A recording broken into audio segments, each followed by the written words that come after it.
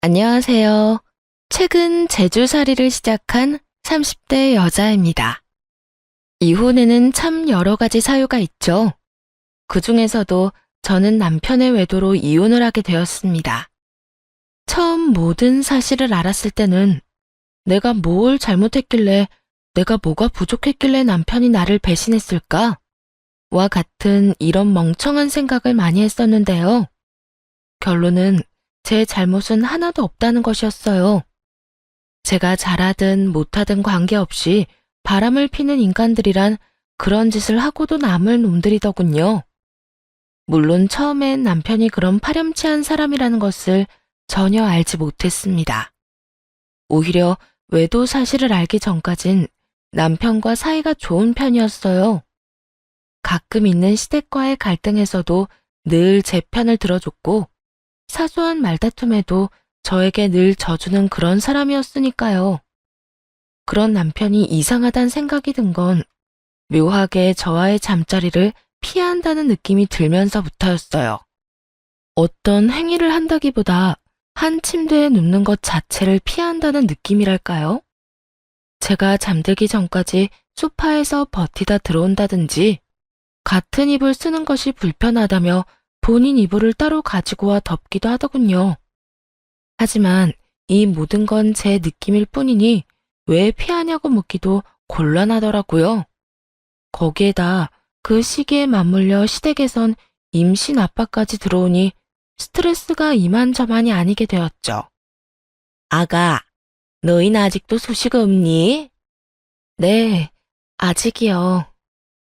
다른 집엔 하나둘 아이 소식이 들리던데 너희 뭐가 문제인 게야? 혹시 아기 가지기 싫어서 피임 같은 거 하는 거 아니지? 네? 아, 그런 건 아니에요.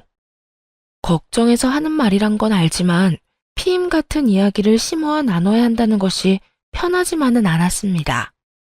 그것뿐만이 아니었어요. 어디서 이상한 소리를 듣고 와서는 잠자리에 들어야 할 시간까지 정해주더라고요. 내가 아들만 5 낳은 집에 가서 들었는데 그 부부는 밤 10시 전에 잠자리에 들었다고 하더라. 그 부부관계는 자정 넘어가기 전에 끝내고 말이야. 더는 그냥 들어 넘길 수준은 넘었다는 생각이 들었어요. 네네 하며 넘기다간 시모가 안방까지 쳐들어올 태세였으니까요. 어머님, 그런 건 저희가 알아서 할 테니까 그냥 저희 좀 믿고 기다려주세요. 저랑 남편이 어린애도 아니고 엄연히 부부 문제잖아요. 사실 저 이런 이야기 어머님이랑 나누는 거 불편해요.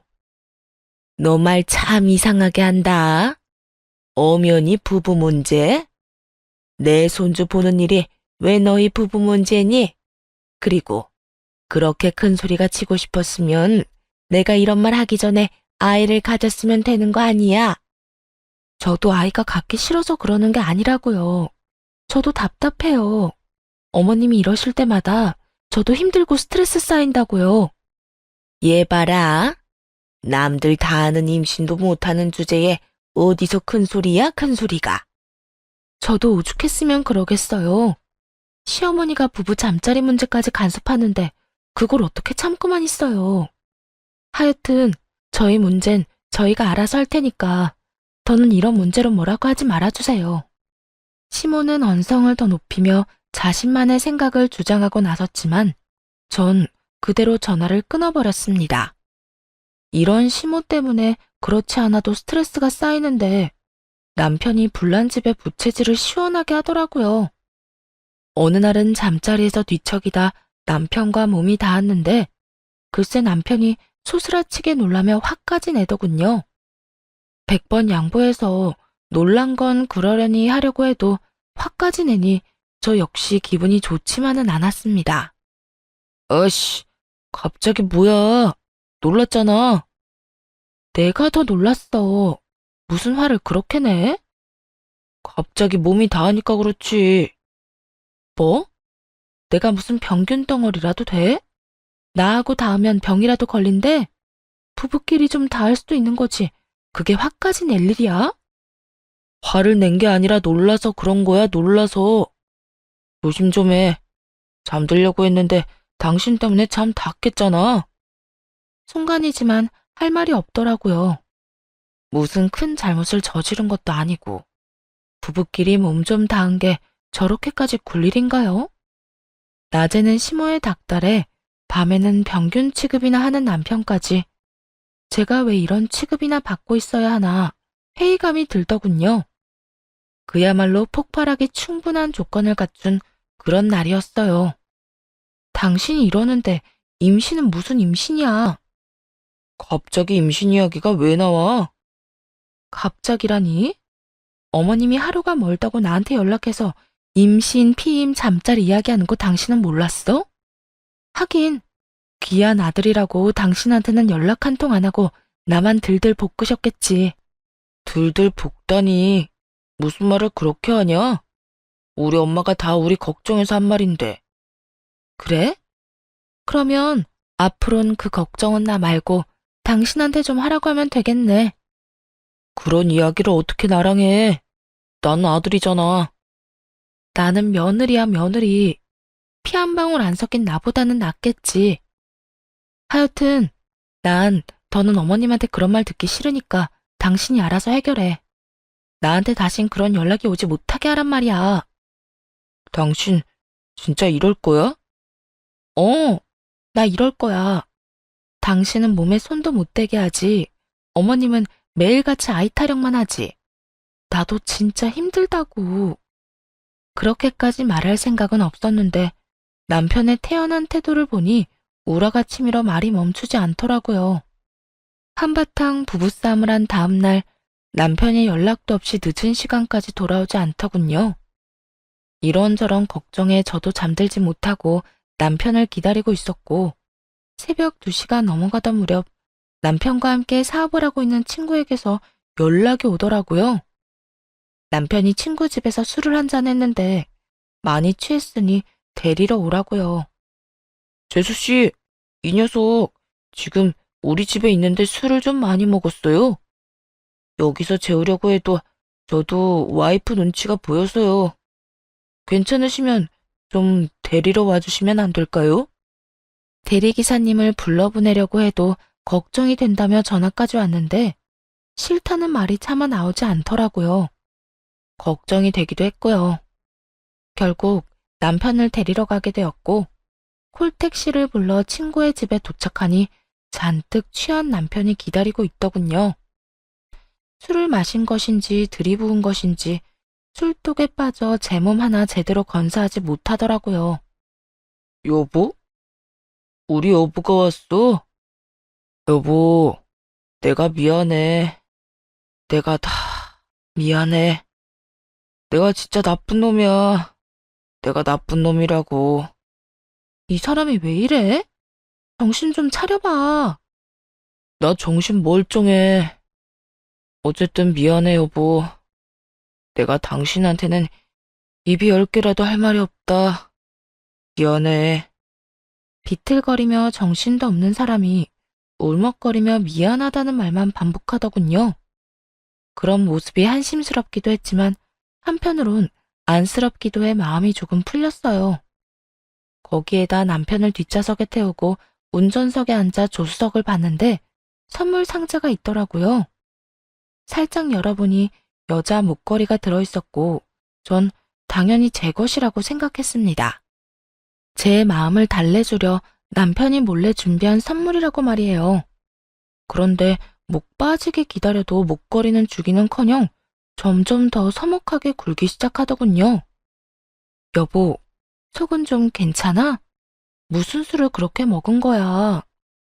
그냥 먹다 보니까 그렇게 됐지. 어제는 미안해. 나 때문에 고생했겠네.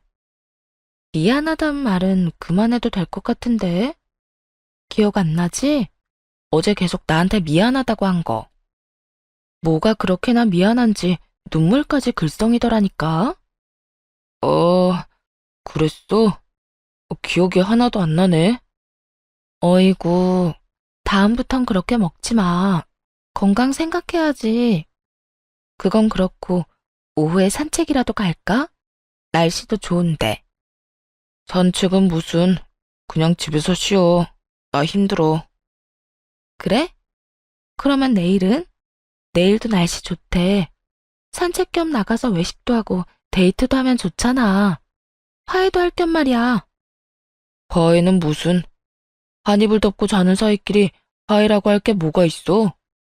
그리고 나 외식하는 거 별로 안 좋아하는 거 몰라? 주말엔 그냥 집에서 좀 편안하게 쉬자. 정 밥하기 싫으면 반찬 배달시켜. 원래도 살가운 성격은 아니었지만 저에게만큼은 다정스럽게 해주려 노력하던 사람이었는데 변해도 참 많이 변했다는 생각이 들었습니다. 지금 생각하면 그것이 외도의 시작이었는데 그땐 그런 쪽으론 생각조차 하지 않았어요. 그저 남편이 술주정 부린 것이 민망해 더 큰 소리를 치는가 보다, 일이 많이 힘든가 보다 했어요. 그렇게 남편을 이해하려고 하며 오매불망 목걸이를 기다리던 어느 날, 남편 친구 부인에게서 연락이 오더라고요. 연애할 때부터 봐왔던 터라 가깝게 지내고 있어 그 연락이 새삼스럽지도 않았어요. 그땐 잘 들어갔어? 응? 언제? 아, 우리 남편 그 집에서 술 마신 날? 말도 마. 겨우 데리고 왔어. 도대체 얼마나 마신 거야? 지희 씨도 같이 마셨어? 아니, 난 상만 차려주고 남자 둘이 먹었지. 우리 신랑은 얼마 안 먹었는데 한수 씨가 많이 먹더라고. 어쨌든 잘 들어갔으면 됐지 뭐.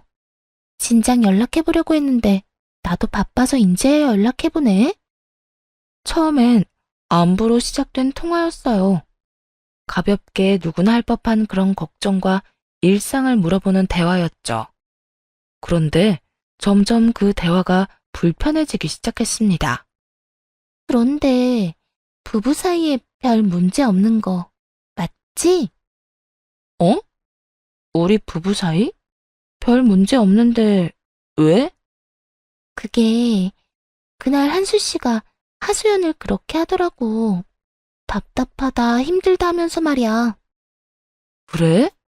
나한텐 아무 말도 없었는데. 뭐가 그렇게 힘들고 답답하대? 그런 이야기는 안 해?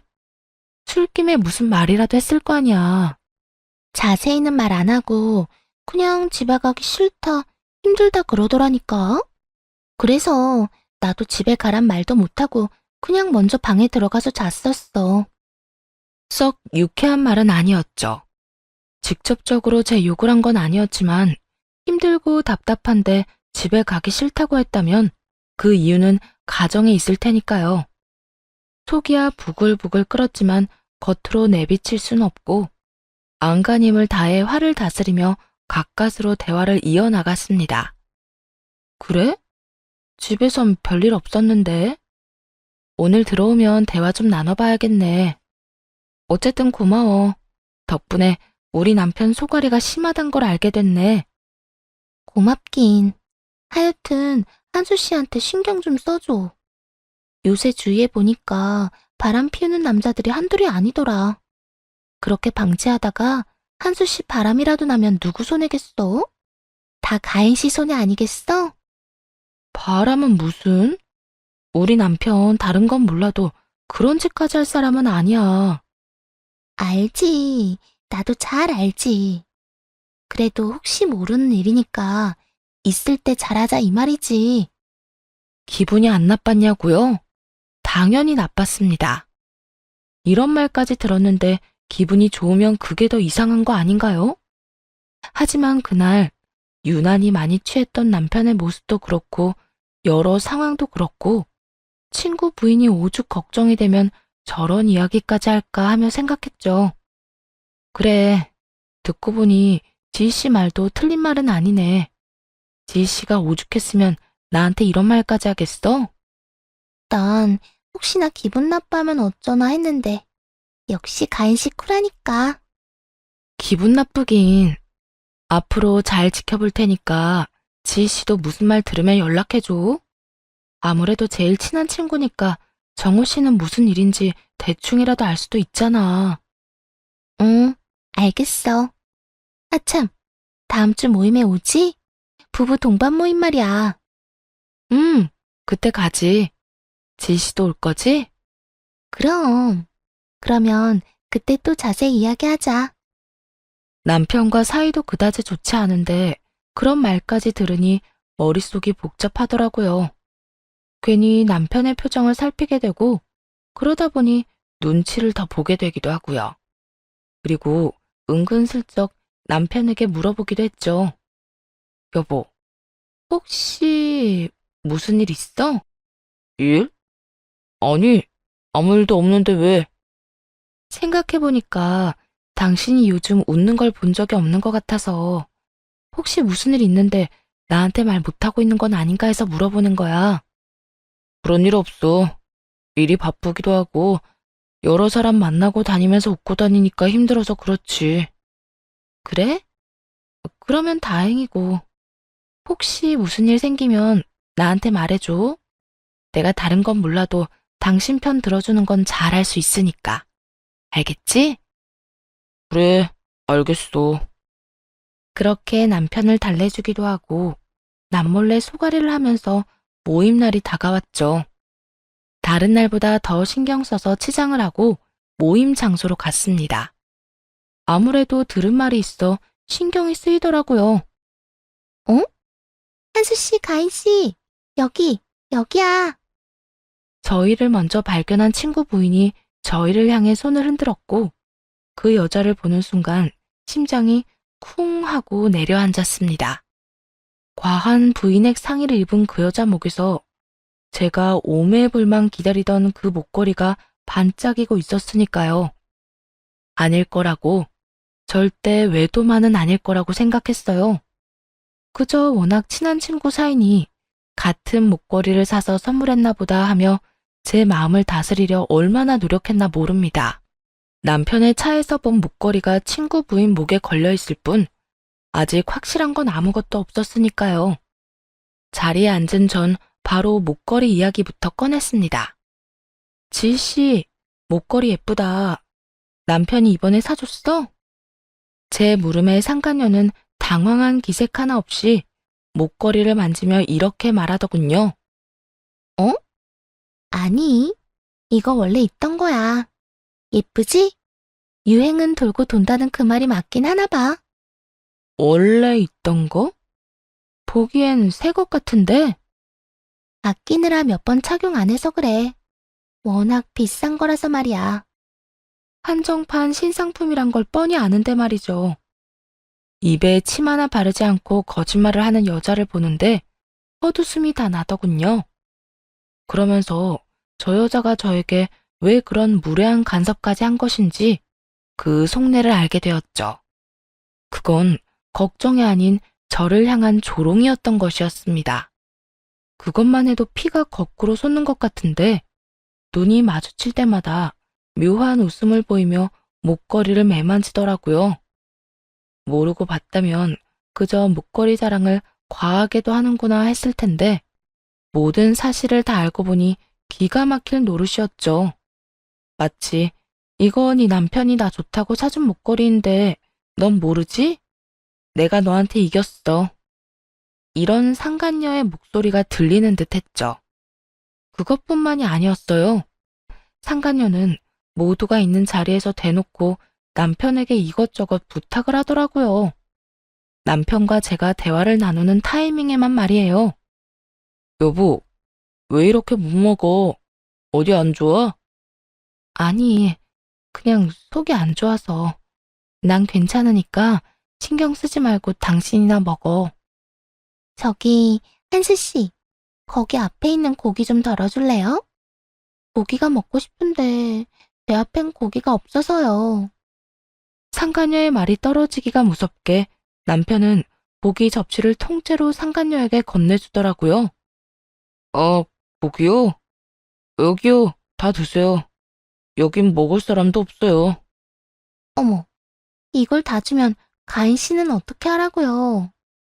와이프 속이 안 좋다네요. 그냥 지씨 마음껏 드세요. 고기 좋아하시잖아요. 어머나, 감사해요. 많은 사람들의 시선에도 아랑곳하지 않고 주고받는 두 사람의 눈빛엔 여태 눈치를 채지 못한 것이 이상할 정도로 애정이 묻어나더군요. 거기에다 중간중간 저를 바라보는 상간녀의 눈빛에서 느껴지는 비웃음, 우월감, 모욕이 저를 끊임없이 괴롭게 만들었습니다. 당장이라도 그 자리를 뒤집어 엎어버리고 두 연놈에게 욕이라도 하고 싶은데 그럴 수도 없는 상황이었죠. 증거라곤 그 목걸이 뿐인데 그것이 남편의 차에 있었단 사실은 저만 아는 것이니 말이에요. 자칫하면 저만 미친 사람 취급받을 것이 뻔했기에 허벅지에 멍이 생길 만큼 꼬집어가며 그 상황을 가까스로 넘겼습니다. 집으로 돌아와 찬물에 씻고 나오니 남편은 이미 잠이 들었더라고요. 상간녀와 그녀의 남편이 다정한 모습을 보일 때마다 술을 연신 들이키더니 정신을 놓고 잠이 든 것이었죠. 다른 건 다 지워지고 없었는데 그날 당일 모임 자리에서 두 사람이 문자로 나눈 대화와 모임이 끝나고 난 후 상간녀가 보낸 문자가 남아있더라고요. 오늘 자기 와이프 좀 이상하다. 혹시 눈치챈 거 아니야? 눈치채기는 이 여자 둔해서 보는 앞에서 우리가 손을 잡아도 눈치 못 챌걸? 하긴 내가 그 여자랑 눈 마주칠 때마다 자기가 사준 목걸이를 그렇게 만졌는데도 모르긴 하더라. 어쩌면 그렇게 둔할까? 그 여자가 그렇게 둔한 덕에 우리가 1년 동안 아무 문제 없이 잘 만날 수 있었던 거야. 그러니까 조심 좀 해. 괜히 와이프 자극하지 말고. 아무것도 모르고 웃는 게 너무 재미있는 걸 나보고 어떻게 하라고. 그리고 이렇게 한 자리에서 다 같이 만날 때마다 스릴감도 있고 말이야. 스릴감 즐기다가 생활이 스릴 넘칠 수 있으니 조심하자고. 이제 정말 끝이 보인다. 거래처 리스트랑 공구 사장님 목록은 다 찾았어? 노트북에 있더라. 워낙 복잡하게 정리해놓아서 오늘 다시 살펴봐야 할 것 같아. 일단 자기가 저 인간 술 좀 많이 먹여봐.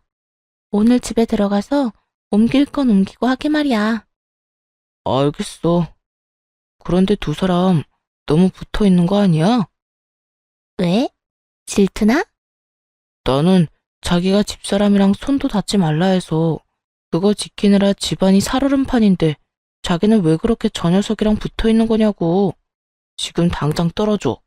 난 자기가 그렇게 질투할 때가 특히나 귀엽더라. 몸은 여기 있어도 난 자기뿐이니까 걱정하지 말고 오늘은 자기도 와이프 신경 좀 써줘. 표정이 진짜 안 좋아서 그래. 알겠어.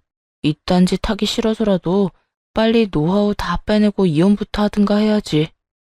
마음에도 없는 여자랑 붙어 있는 것도 고역이라니까. 날 위해서 조금만 참아줘. 지금 들키면 나도 나지만 자기도 쫄딱 망하는 거라고. 알아. 그러니까 이렇게 참고 있잖아. 옆에 각자 부인과 남편을 앉혀놓고 참 대담하기도 하더군요. 잠깐 스쳐가는 바람이라고 해도 치가 떨리는데 그건 아닌 듯 했어요. 대화를 살펴보니 두 사람은 이미 1년이 넘은 관계로 친구가 일군 사업까지 통째로 뺏어오려고 계획을 세우고 있더군요. 말이 좋아 함께하는 사업이지. 남편의 친한 친구가 몇 년 동안 고생해서 세운 공동 구매 사업의 빌부터 바지사랑 노릇을 하는 주제의 말이에요. 두 사람의 모든 계획도 알게 되었지만 그동안 남편이 왜 저를 피했는지도 알게 되었죠. 그 모든 것은 상간녀가 시킨 것이었고 앞서 말씀드렸다시피 그날도 남편에게 문자를 남겨놨더라고요. 자기, 술 많이 먹은 것 같은데 정신 똑바로 차려. 술김에 아무 여자나 안으면 절대 안 된다고. 이 문자를 보는데 그저 웃음이 나왔어요. 이렇게까지 사랑한다는데 보내주자 싶더라고요. 단 지금처럼 멀쩡한 모습이 아닌 엉망진창이 된 모습으로 말이죠. 우선 전 상간녀의 남편이자 남편의 절친을 만나 모든 사실을 알렸어요. 당연히 처음엔 장난인 줄 알더라고요. 재수 씨도 참. 만우절도 아닌데 무슨 장난을 그렇게 살벌하게 쳐요. 나 진짜 깜짝 놀랐다고요. 정우 씨, 나도 장난이었으면 좋겠어요. 그런데 모든 게 사실이라고요. 모임 때 하고 온 그 목걸이, 그거 박한수, 그 자식이 사준 거라고요. 정말이에요? 그러면 정말 두 사람이 바람을 피우고 있단 말이에요? 네, 두 사람 나눈 대화 따로 저장해뒀는데 정우 씨한테도 보내줄게요. 두 사람 만난 거 1년도 넘었어요. 지금은 이혼하면서 정우 씨가 일군 사업도 다 뺏어오려고 뒤에서 온갖 추악한 짓은 다 하고 있고요. 그렇게 설명을 마친 후 따로 저장해뒀던 캡처본을 친구에게 보내주었고 친구는 천천히 그 대화 내용을 보고 또 보더라고요. 친구와 배우자의 배신, 받아들이기 힘들다는 듯 고개를 내젓기도 하고 크게 한숨을 쉬기도 하고 또 고여있는 눈물을 흘리지 않으려 거칠게 눈을 닦아내기도 하더군요. 그렇게 1시간을 아무 말 없이 생각 정리를 하던 친구는 결심을 한 듯 저를 보며 이렇게 말했습니다. 이 두 연놈 어떻게 하면 될까요? 그렇게 복수 계획을 세우기 시작했고 그 처음은 남편이 손을 쓰기 전에 그 업계에서 남편이 명함도 내밀지 못하게 만드는 것이었어요. 그 친구는 일단 회사에서 남편을 쫓아낸 후 주요 거래처에 전화를 돌려 소문을 다 내버렸고 공고를 맡아서 해주는 사장님들께도 모든 이야기를 했어요. 그리고 난 후 상간녀의 친정에 연락해 이렇게 말했다고 하더군요. 장인어른, 지금 당장 와서 딸 좀 데리고 가십시오. 정서방, 갑자기 그게 무슨 말인가? 장인어른 딸이 다른 사람도 아니고 제 친구와 바람이 났습니다. 한두 번 실수로 만난 것도 아니고 1년을 만난 것도 모자라 제 사업도 망하게 하려고 저 몰래 거래처 리스트까지 뒤로 빼돌렸더라고요. 이런 여자를 어떻게 데리고 살겠습니까? 저는 이런 여자 못 데리고 사니까 당장 와서 데리고 가주십시오. 그냥 쫓아내면 되지 왜 그렇게까지 했냐고 물었더니 이렇게 대답하더군요. 그 여자 엄마도 바람 피워서 도망갔다고 장인어른한테 들은 적이 있어요. 그 덕에 장인어른은 바람이라면 치를 떠시는 분이고요. 평소에도 엄하신 분이니 딸이 그딴 짓 하고 다녔다는 거 알면 가만두지 않을 거라 생각은 했는데 글쎄 전화 끊자마자 집에 찾아와서 그 여자 머리채를 잡고 데리고 가더라고요. 손 안 대고 코 좀 풀었죠 뭐. 그렇게 남편이 회사에서 쫓겨나고 상간녀가 머리채까지 잡혀 끌려간 이 모든 것이 하루에 일어났습니다. 평소에도 똑똑하다고 생각은 했는데 그런 사람이 마음먹고 일을 추진하기 시작하니 막 힘이 없더라고요. 덕분에 전 집에서 편안하게 남편놈 짐이나 챙기고 있을 수 있었죠. 그렇게 남편을 기다리고 있으니 하루아침에 불쌍한 신세가 된 남편놈이 더 불쌍한 꼴을 한 상간녀의 손을 잡고 집으로 들어오더라고요. 상간녀의 머리카락은 허리까지 올 정도로 길었는데 아무렇게나 잘려 거지꼴이 다 되었더라고요. 가만히 당하고 있자니 대머리가 될 것 같아 도망친 것이 분명해 보이더군요. 손 안 대고 코 풀었다는 말이 절실하게 가슴에 와닿아 웃고 있는데 그런 저를 본 상간녀가 약이 오를 대로 올라 화를 내기 시작하더라고요. 너 지금 웃어? 지금 내가 이 꼴이 된 게 누구 때문인데 네가 웃어? 넌 양심도 없더니 생각도 없구나. 네가 지금 그 모양 그 꼴이 된 건 다 네 탓이야. 그러게 누가 남의 남편이나 만나고 다니래? 네 남편이 나 좋다고 매달리는데 나보고 어쩌라고. 지금도 봐. 네 옆이 아니라 내 옆에 붙어있는 거. 남편 간수도 못해서 남편도 뺏긴 주제에? 그래, 그딴 쓸데도 없는 남자 너 줄 테니까 너 다 해. 난 이제 갖고 싶지도 않으니까. 네가 준다고 하지 않아도 이미 내 거야. 내가 이겼다고. 그래, 네가 이겼다고 치자. 이제 할 말 다 했니? 이겼다고 치는 게 아니라 내가 이긴 거야. 이깟 머리카락이야 다시 기르면 되지만 넌 네 남편을 나한테 뺏긴 거라고. 알겠다니까. 알겠으니까 이 짐 가지고 좀 꺼져줄래? 같은 공기 맞는 것 자체로도 구역질이 나서 말이야. 그렇게 말하며 상간녀를 보며 토하는 척을 해주었고 상간녀는 발을 동동 굴리며 약이 올라 미치려고 하더라고요. 저 미친 것이? 너, 네가 뭔데 나한테 이런 모욕감을 줘? 잘난 거 하나 없는 주제에 네가 뭔데 나를 이 모양 이 꼴로 만드냐고. 정신줄을 제대로 놔버린 상간녀는 날뛰고 있었고 전 그런 상간녀에게 다가가 여전히 목에서 반짝이고 있는 목걸이를 잡아 확 뜯어버렸어요. 그리고 곧장 상간녀의 얼굴에 던지며 이렇게 말했습니다. 야 이년아, 네가 나한테 준 모욕감에 비하면 이건 아무것도 아니지. 겁대가리 없이 어디 와서 큰 소리야 큰 소리가? 겁을 먹은 상간녀는 한 발 뒤로 물러섰고 제 행동이 거칠다 느꼈는지 남편 놈은 제 앞을 불이 나게 막아서더니 화를 내기 시작하더군요. 당신 미쳤어. 그러다 다치기라도 하면 어떻게 하려고 그래? 말은 저에게 하면서도 눈과 손은 바쁘게 상간녀의 목을 살피는 남편 놈을 보니 눈꼴이 시려 차마 눈을 뜨고 있기 힘든 지경이었죠. 다치면 다치는 거지. 지금 내가 그런 것까지 생각해야 해? 내 남편이 상간녀한테 사준 목걸이 잡아뜯는 이 와중에? 그것도 알고 있었구나. 다 알고 있으면서 이때까지 어떻게 참았냐? 그러고 보면 당신도 참 무서운 사람이라니까. 저를 농락하고 기만했으면서도 미안한 기색은 조금 더 없었습니다. 그 모습에 저도 모르게 언성이 높아지더라고요. 당신만 할까? 그렇게 저 여자가 좋으면 그냥 이혼하고 갔으면 됐잖아. 어떻게 1년 동안 날 속이고 기만할 수가 있어? 나라고 좋았던 줄 알아? 마음 같아선 100번, 1000번 당신 같은 여자랑 이혼하고 싶었다고. 그런데 수중에 넣은 게 없는데 어떡해? 사업 노하우도 빼왔어야 했고 당신한테 위자료도 안 주고 이혼하려면 시간 끌면서 당신 지치게 할 방법뿐이었다고. 이판사판이다 싶었는지 남편은 자신의 입으로 제가 몰랐던 사실까지 다 말하고 있었고 화를 참지 못하고 남편의 그곳을 있는 힘껏 차버렸습니다. 네, 여러분이 생각하시는 그곳이요. 이세 계획의 가장 중요한 역할을 하는 그곳.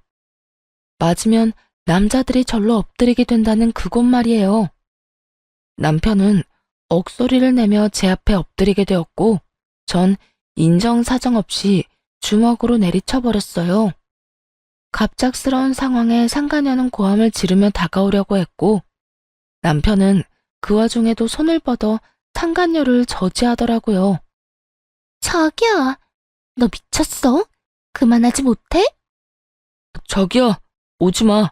괜히 자기까지 다친다고. 이 여자 지금 완전 미쳤어. 그래도 이대로 두면 자기 큰일 날 것 같단 말이야. 난 괜찮아. 다 괜찮으니까 자기는 가까이 오지도 마. 얼마나 애절한지 더는 주먹질을 하고 싶지도 않았습니다. 천지분간도 못하고 제 앞에서 상간녀 걱정을 하는 남편 놈을 보고 있으니 짐승을 데려다 세뇌를 시켜도 저 정도로 충성을 다하기도 힘들 텐데 어떤 면에선 상간녀가 참 대단하다는 생각도 들기도 했고요. 참 가지가지한다. 훈련받은 걔도 당신처럼은 못하겠다. 그 와중에 저 여자 다칠까봐 걱정이 돼? 뭐라고? 지금 나보고 개 같다는 거야? 당신 꼴이 그렇잖아. 주인이 다칠까봐 노심초사, 저 여자가 죽으라고 하면 죽을 신용도 할 것처럼 구는 게 말이야. 개라는 말은 제대로 남편의 심기를 건드린 모양이더군요. 제대로 발끈한 남편은 엎드리고 있던 몸을 일으키더니 바르르 떨며 고함을 지르더라고요. 야, 너 진짜 말이면 다인 줄 알아? 내가 한 짓이 있어서 곱게 가려고 했더니 성질 건드리지? 험악한 표정으로 거칠게 말하면 겁이라도 먹을 줄 안 모양인데 오히려 그 반대였죠. 저에게 맞은 그곳을 손으로 가리고 어정쩡한 자세로 서서 하는 협박이 무서울 리가요. 그래서 오히려 웃긴 자세로 서 있는 남편에게 다가가 주었네요. 곱게 안 가면 어쩔 건데? 당신이 여기서 나한테 무슨 짓이라도 하잖아? 나 바로 당신 신고할 거야. 그리고 합의는 없다는 마음으로 최대한 긴 시간 당신 괴롭힐 거고. 아우씨, 됐어. 내가 당신이랑 무슨 말을 하겠냐. 당신이 이런 식이니까 내가 바람을 피운 거야. 말은 바로 해.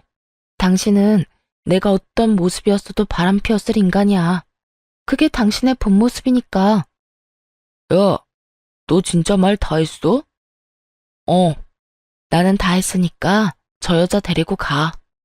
목에 상처라도 나지 않았나 확인하려면 얼른 병원에 가봐야 할 거 아니야. 가는 김에 당신도 치료 좀 받고 말이야. 그렇게 두 사람의 등을 떠밀어 쫓아내고 진가방도 얼굴에 야무지게 던져주었습니다. 그 후 이혼은 비교적 순조롭게 진행되었어요.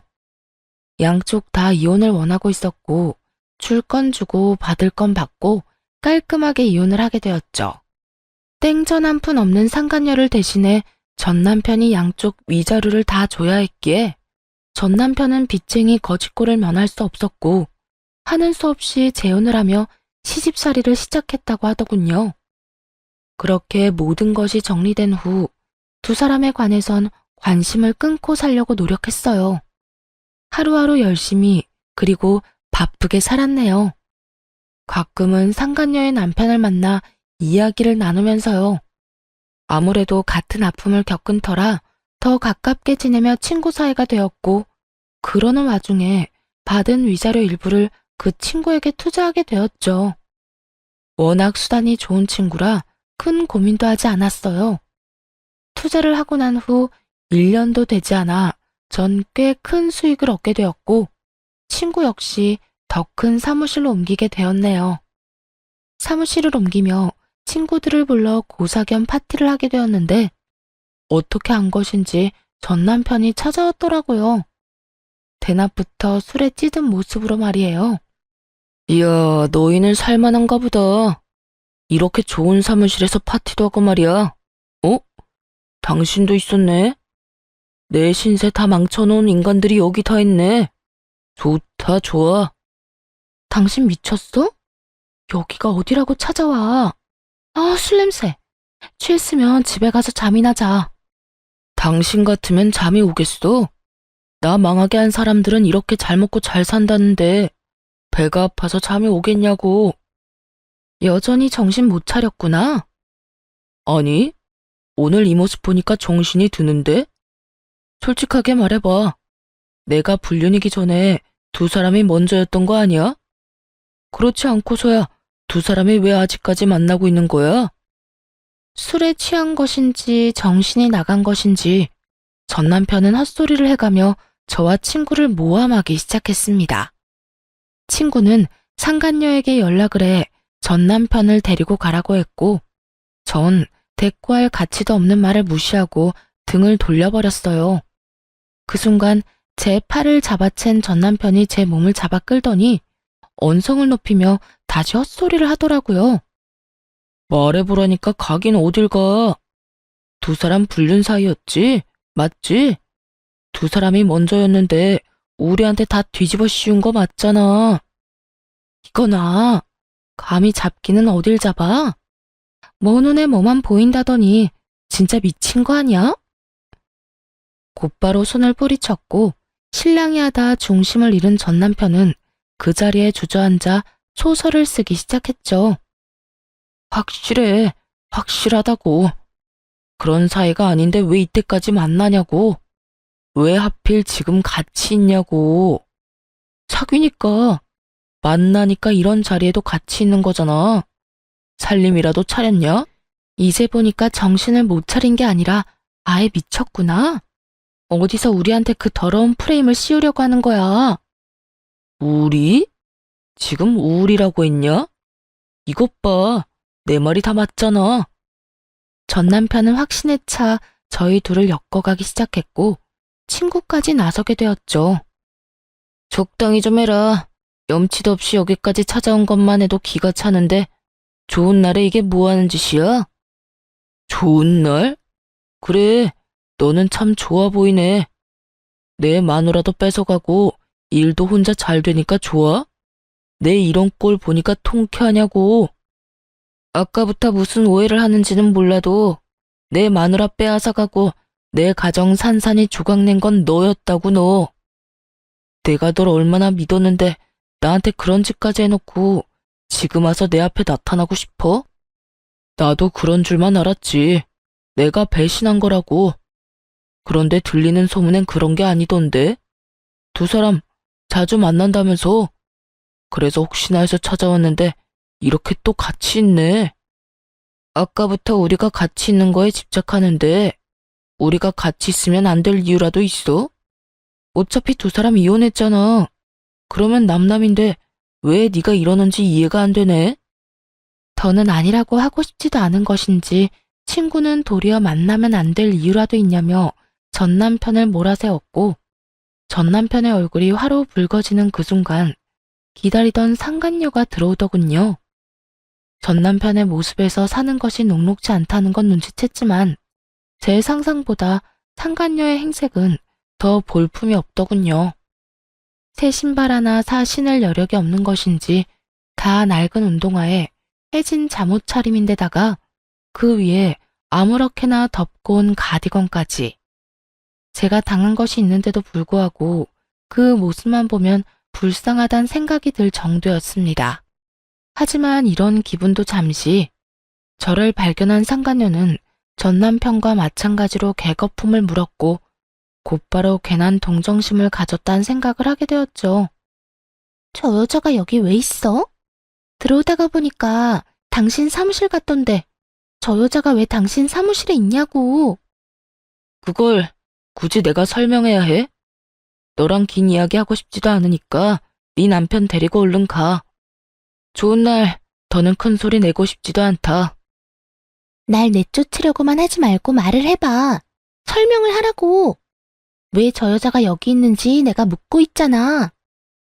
너 큰 착각을 하는가 본데. 나 이제 네 남편도 뭣도 아니야. 그러니까 좋은 말로 할 때 저 쓰레기 챙겨서 가라고. 친구는 상간녀에게 으름장을 놓았고 여전히 정신을 차리지 못한 상간녀는 저를 향해 걸어와 이번엔 저를 닥달하기 시작했죠. 야, 네가 말해봐. 내 전 남편이랑 무슨 사이인데? 뭐, 두 사람 만나기라도 해? 재혼이라도 했니? 내가 대답할 의무 있어? 대답해. 대답하란 말이야. 내가 뭐라고 답하든 내 말 믿을 것도 아니잖아. 이미 머릿속에 다 상상했을 거고 그 머릿속에 있는 그대로 믿을 거면서 왜 귀찮게 묻고 그래? 말 돌리지 말고 대답해. 두 사람 만나고 있지? 아니, 애초에 두 사람이 먼저 바람 피우고 있던 거 아니야? 그러면서 우리한테 다 뒤집어 씌우고 위자료 한 먹 뜯어낸 거 아니냐고. 둘이 약속한 것도 아닐 텐데 똑같은 생각에 똑같은 말까지 할 수 있는지 천생연분은 천생연분이구나 했네요. 상간녀는 개거품을 물며 저를 몰아세우고 있었고 전 자연스럽게 친구에게 다가가 팔짱을 꼈어요. 아무리 설명해도 들을 인간들도 아니고 이왕 받은 오해 이런 식으로 약이나 올리자 하는 마음이었죠. 바람 같은 거 피운 적은 없는데 결론적으론 이렇게 됐네. 고마워. 이렇게 멋진 남자 두고 저딴 쓰레기 같은 남자 데리고 가줘서 말이야. 저는 이렇게 말하며 머리를 친구의 어깨에 기댔고 그 모습에 상간녀는 침까지 튀기며 화를 내더군요. 미쳤어? 감히 누구 어깨에 머리를 기대? 당장 떨어져. 당장 떨어지란 말이야. 내가 왜? 과거엔 네 남편이었을지 몰라도 지금은 내 남자라니까? 나는 감히 상상도 안 돼서 물어보는 건데 기분이 어때? 벤츠 버리고 똥차 가진 그 기분 말이야. 제 도발에 상간녀는 악이 받친 고함을 질렀고 어느새 다가온 전 남편이 다시 시비를 걸어오길 시작했습니다. 그것 봐. 내 말이 맞았다니까. 내가 준 위자료 다시 내놔. 내가 그 위자료 때문에 진 빚이 얼마인 줄이나 알아? 내 돈 내놔. 내 돈 내놓으라고. 전 남편의 행패가 시작되자 저와 같은 생각을 했는지 친구가 제 어깨에 팔을 두르더라고요. 그리곤 전 남편을 보며 이렇게 말했죠. 그 돈을 우리가 왜 줘? 우린 외도가 아니라 사랑이라니까. 불륜이 아니라 연애라고, 연애. 뭐? 사랑? 연애? 저 여자 내 마누라였던 여자야. 내 여자였다고. 그래, 알아. 그래서 너한테 고마워. 이렇게 가분한 여자 두고 저딴 여자 데리고 가줘서 말이야. 덕분에 내가 요즘 살면서 제일 행복한 시간들을 보내고 있다. 그 순간 전 남편은 친구에게 달려들었고 난장판이 되는 건 한순간이었습니다. 그 와중에 상간녀는 전 남편을 떼어놓고 친구를 챙기느라 정신이 없어 보이더군요. 그런 긴박한 상황에서도 그런 머리를 굴리는 상간녀에게 다시 한번 감탄하게 되었죠. 사무실에 모여있던 친구들의 도움으로 두 사람은 떨어지게 되고 여전히 친구의 옆에 붙은 상간녀의 모습에 전 남편은 다시 화를 내기 시작했어요. 당신 지금 누구 옆에 붙은 거야? 왜? 전 남편 보니까 옛 생각이라도 나? 다시 돌아가고 싶어? 그래, 다시 돌아가고 싶다. 지금 내 꼴을 좀 봐. 당신이 나라면 후회되지 않겠어? 뭐야? 내가 누구 때문에 이 모양 이 꼴이 됐는데. 당신이 먼저 나한테 꼬리 쳤잖아. 당신이 먼저 나한테 이혼만 하고 오면 뭐든 다 내 뜻대로 하게 해준다고 했잖아. 내가 언제? 난 기억도 안 나거든? 어쨌든 난 이제 당신 같은 남자랑 살고 싶지 않아. 허구한 날 술만 마시고 생활 능력도 없고 이딴 꼴로 더는 살고 싶지 않다고. 전 남편은 망연자실한 듯 그 자리에 주저앉았고 상간녀는 친구 앞에 무릎을 꿇고 앉아 빌기 시작했죠. 여보, 내가 다 잘못했어. 그러니까 이딴 여자 그만 만나고 나랑 다시 살아. 내가 잘할게. 우리 행복했잖아. 행복? 난 너랑 살면서 행복했던 기억 따위 남아있지도 않아. 그러니까 허튼 수작 그만 부리고 꺼져. 그러지 말고 여보. 나 좀 받아줘. 이 꼴을 좀 봐. 내가 이런 꼴로 사는데 내가 불쌍하지도 않아?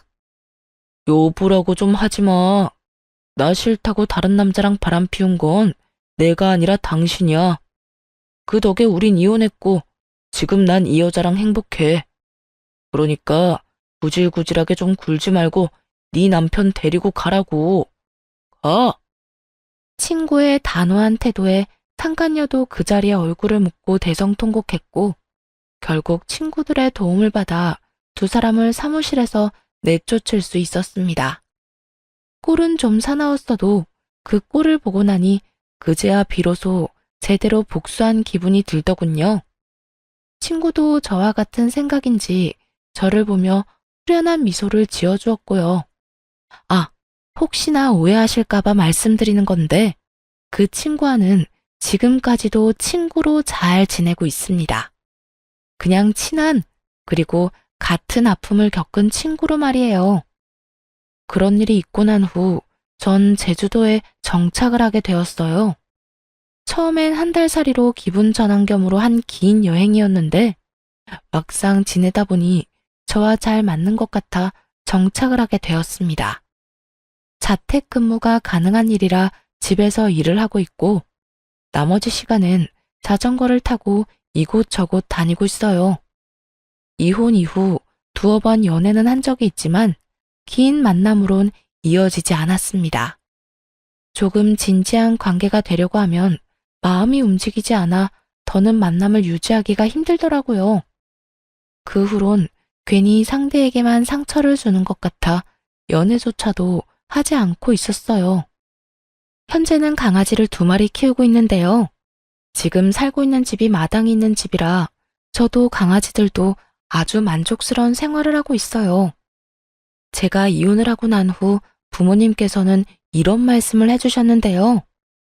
딸, 결혼 생각 없으면 굳이 재혼하려고 애쓰지 않아도 돼. 결혼 경험이야 한 번이면 충분하고 좋은 사람 생길 때까지 자유롭게 네 생활을 즐기면서 살아. 엄마는 내 속에 들어갔다 나왔어? 어쩌면 내 마음을 나보다 더 잘 알아? 내 배 아파서 낳은 내 자식인데 그 속을 모를까. 너 요즘 보니까 괜히 선도 보고 소개팅도 하고 하던데 그러지 말고 시간을 좀 가져.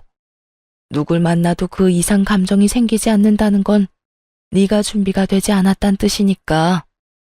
네, 알겠어요. 엄마 조언 새겨 들을게. 그래. 자유롭게 행복하게 살아. 흘린 눈물 아깝지 않게 더 행복하게 말이야. 어쩌면 저보다 저를 더 잘하는 엄마의 조언을 깊이 새겨 한동안은 저 자신을 돌아보며 즐거움만을 위해 살아가 보려고요. 한번 살다가는 인생 더 많이 웃으면서 더는 후회할 일 만들지 않는 것이 지금의 목표입니다. 사연은 이렇게 끝이고요. 끝까지 함께 해주셔서 감사하다는 말 전하며 물러가 볼게요. 감기 조심하시고 행복하세요.